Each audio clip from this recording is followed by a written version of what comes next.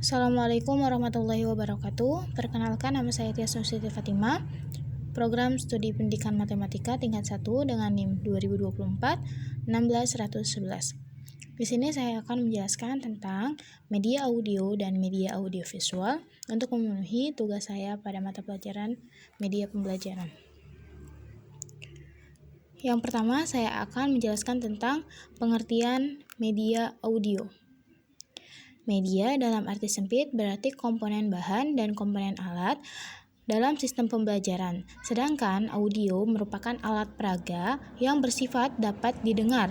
Jadi, dapat disimpulkan bahwa media audio adalah salah satu bentuk perantara atau pengantar non-cetak yang dapat digunakan untuk menyampaikan pesan dari pendidik kepada peserta didik dengan cara dipermainkan atau diperdengarkan. Nah, media audio ini bentuk pengajaran untuk diperdengarkan dan non-cetak, berarti tidak tertulis. Lanjut ke bentuk-bentuk media audio. Bentuk-bentuk media audio itu dibagi menjadi dua, ada audio analog dan media audio digital.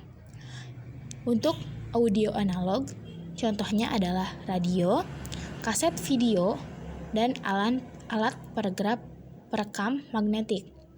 Yang kedua, media audio digital dengan contoh piringan hitam. Seperti yang kalian ketahui, piringan ini berwarna hitam dan berbentuk bulat lebar. Yang kedua, kaset. Yang ketiga, CD atau DVD. Yang keempat, MP3. Nah, itu adalah contoh-contoh dari media audio digital. Selanjutnya, ke karakteristik media audio. Karakteristik media audio di sini, yang pertama, mampu mengatasi keterbatasan ruang.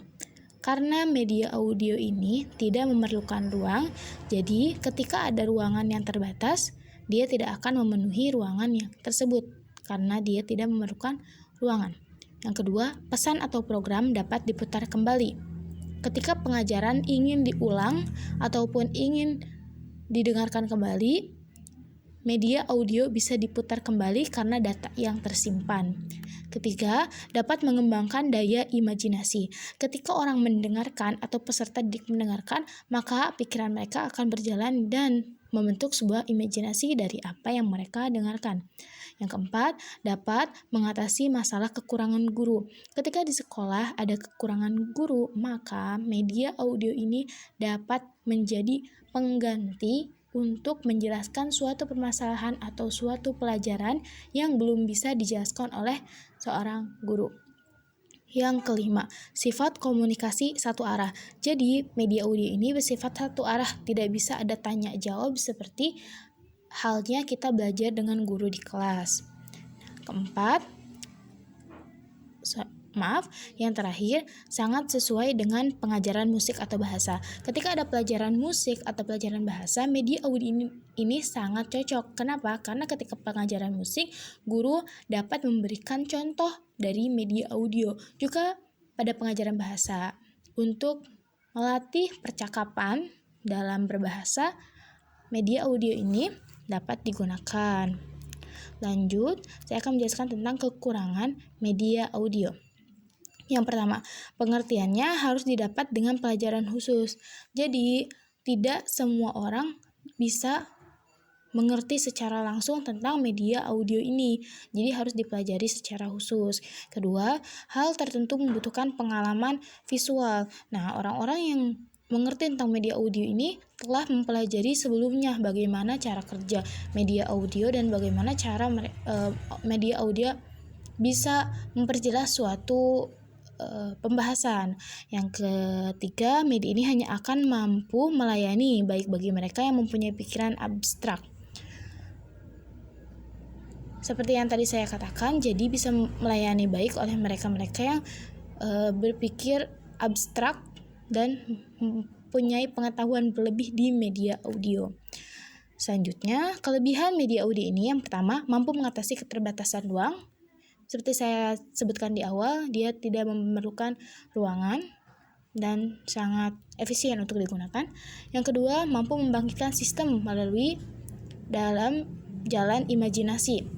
Jadi sistem-sistem yang media audio sampaikan kepada peserta didik itu dapat dicerna oleh peserta didik, kemudian mereka membangkitkan apa yang ada di pikiran mereka, ke imajinasi mereka, dan kemudian mereka bisa paham karena imajinasi mereka itu berjalan dengan baik. Yang terakhir, dapat menyajikan laporan seketika. Ketika kita tahu media audio itu adalah media yang cepat untuk menyebarkan suatu berita, untuk mendapatkan suatu berita yang benar adanya dan mampu memberikan pengarahan atau pengajaran secara cepat. Kemudian, karakteristik media audio mampu mengatasi keterbatasan ruang dan waktu, mudah dipindahkan dari jangkauannya luas. Ini masuk ke dalam kelebihannya, tapi ini karakteristik. Yang kedua, pesan program dapat direkam dan diputar kembali sesukanya. Jadi ketika kita mau memberikan atau mau menyampaikan suatu pesan dan direkam, itu dapat diputar kembali dan menjadi solusi ketika kita mau mereview kembali gitu. Yang ketiga, dapat mengembangkan daya imajinasi dan merangsang partisipasi aktif pendengarnya. 4. Dapat mengatasi masalah kekurangan guru. 5. Sifat komunikasinya hanya satu arah. 6. Sangat sesuai untuk pelajaran musik dan bahasa. Nah, ini karakteristik media audio ini dapat diambil dari semua yang telah saya jelaskan di atas, baik itu dari kelebihan, kekurangan, dan lainnya.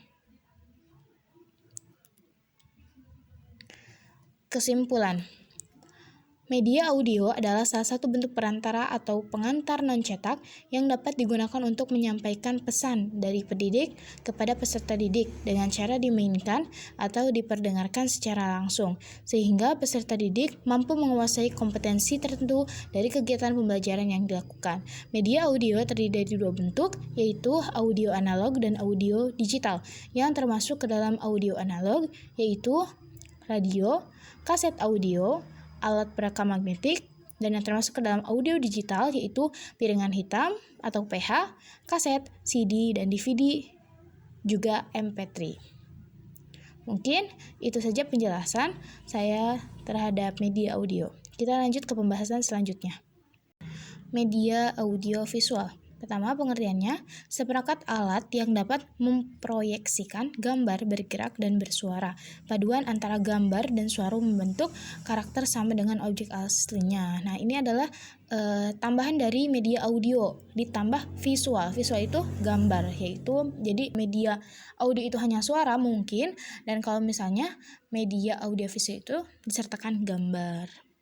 Sifat-sifatnya, kemampuan untuk meningkatkan persepsi. Apa itu persepsi? Persepsi itu adalah pikiran untuk memunculkan suatu kesimpulan. Jadi nanti ketika peserta didik melihat audio visual ini, mereka dapat berpikir dan juga menyimpulkan apa yang sedang dijelaskan. Yang kedua, kemampuan untuk meningkatkan pengertian. Mungkin pengertian yang peserta didik ketahui hanya sedikit, tetapi ketika mereka telah mengetahui pengertian itu dari audio visual, mereka dapat mengembangkan pengertian itu sendiri. Yang ketiga, kemampuan untuk meningkatkan pengalihan belajar. Meningkatkan transfer pengalihan belajar, jadi mereka meningkatkan cara belajar mereka. Yang keempat, kemampuan untuk memberikan penguatan, reinforcement atau pengetahuan hasil yang dicapai. Jadi dia mempunyai kekuatan dengan pengetahuan hasil yang ia capai.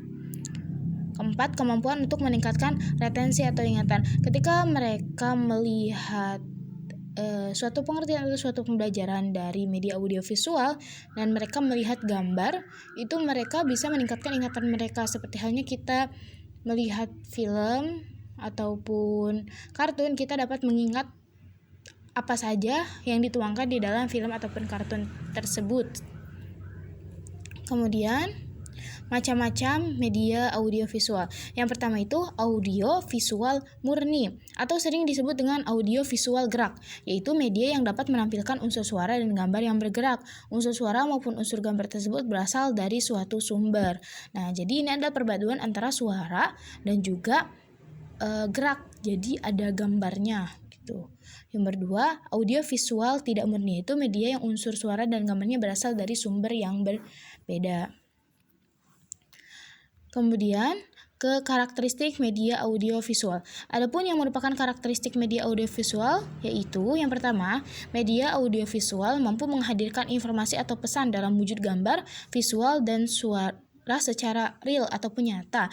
Jadi, untuk peserta didik yang melihat audiovisual ini, mereka dapat menghadirkan informasi ke dalam imajinasi mereka ataupun pesan karena mereka melihat sesuatu itu dengan nyata.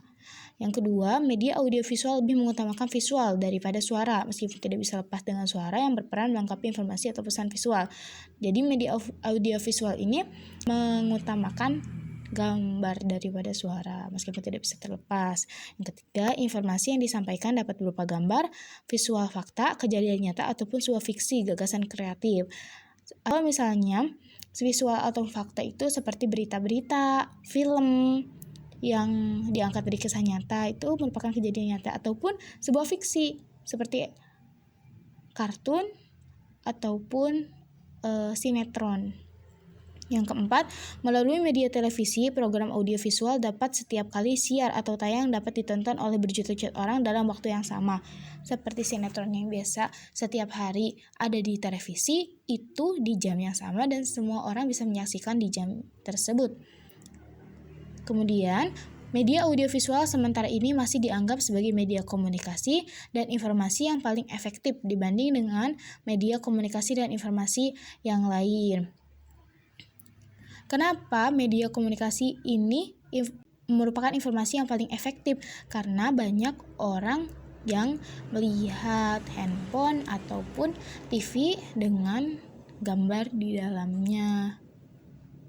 Efektif karena kita bisa melihat apa saja yang mereka sampaikan, karena sekarang jarang untuk orang-orang mendengarkan radio.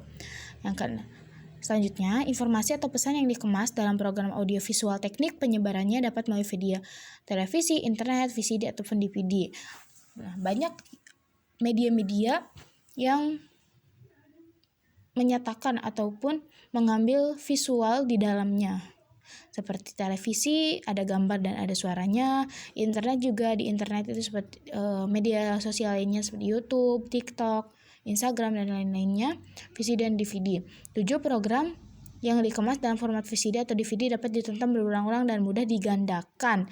Nah, ketika semua file ataupun media visual disimpan ke dalam suatu DVD atau kaset, itu dapat diputar berulang-ulang dan bisa diduplikat. Terakhir, kesimpulan.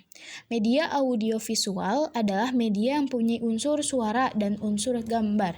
Jenis media ini mempunyai kemampuan yang lebih baik karena meliputi kedua jenis media, auditif, mendengar, dan visual, melihat. Media audiovisual merupakan sebuah alat bantu audiovisual yang berarti bahan atau alat yang dipergunakan dalam situasi belajar untuk membantu tulisan dan kata yang diucapkan dalam menularkan pengetahuan, sikap, dan ide. Itu saja kesimpulannya dari media audiovisual. Menurut saya, dua materi ini sangat penting bagi kehidupan kita sekarang, media audio dan visual, karena pendidikan kita ini disertai oleh teknologi yang berkembang pesat. Nah, teknologi ini berupa audio dan visual sehingga dapat kita cerna dan dapat kita pelajari lebih mudah. Mungkin itu saja penjelasan dari saya, kurang dan lebihnya mohon maaf. Terima kasih. Wassalamualaikum warahmatullahi wabarakatuh.